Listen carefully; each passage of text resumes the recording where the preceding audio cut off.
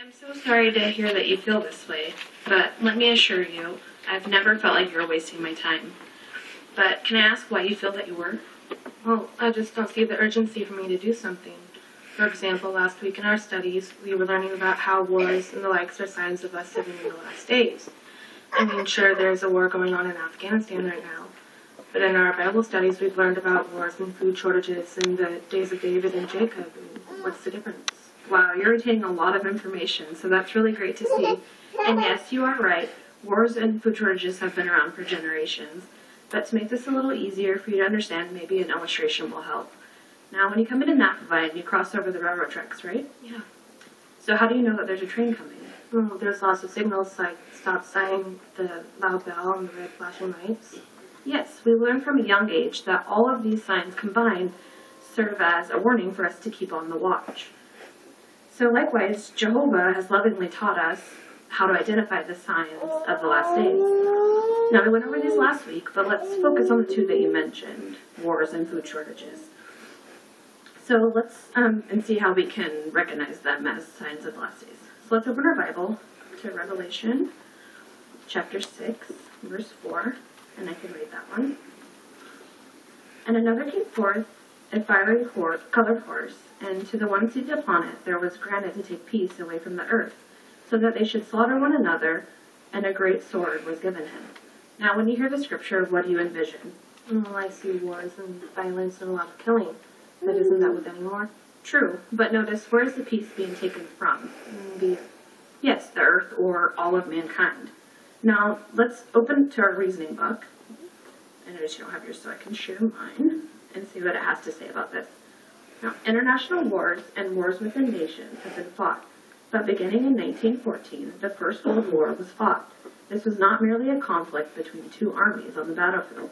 For the first time, all major powers were at war. Entire nations, including civilian populations, were mobilized to support the war effort. It is estimated that by the end of the war, 93% of the population was involved. Wow, it's only gotten worse with World War II and other conflicts. Yes, there's absolutely no denying that wars are different in these times. But can we say the same thing about food shortages? Now, let's look at another scripture back in Revelation, chapter 6 again, and verse 6. Can you read that one? Sure. It says, "And I heard a voice as if in the midst of the four living creatures say, a quart of wheat for a denarius, and 3 quarts of barley for a denarius, and do not harm the olive oil and the wine." And do you remember what a denarius is? Wasn't it a form of money? Yes. Basically, it was what people would get paid for a full day of work.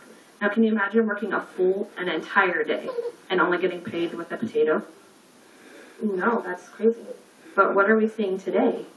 Now, I know personally I struggle with just providing the basic necessities that my family needs sometimes. I know. I feel the exact same way.